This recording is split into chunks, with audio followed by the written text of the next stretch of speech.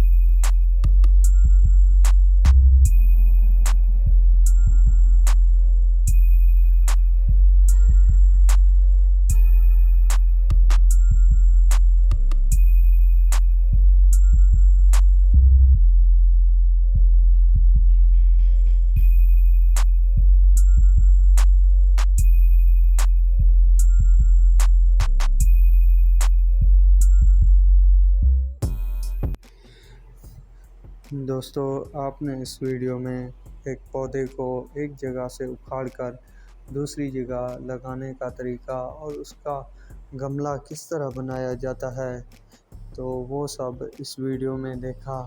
और उसमें कौन से औज़ार वगैरह इस्तेमाल होते हैं या पौधे को एक जगह से दूसरी जगह लाने के लिए, क्योंकि इसका गमला मिट्टी का होता है तो उसके टूटने का ज़्यादा ख़तरा होता है। तो कौन सी चीज़ें इस्तेमाल की जाती हैं वो भी आपने देखा। तो दोस्तों, ऐसी और मज़ीद वीडियो देखने के लिए मेरे चैनल को सब्सक्राइब करें। तो दोस्तों, तब तक के लिए इतना ही काफ़ी है। दुआओं में याद रखिएगा। मिलते हैं नई वीडियो में। अल्लाह हाफ़िज़।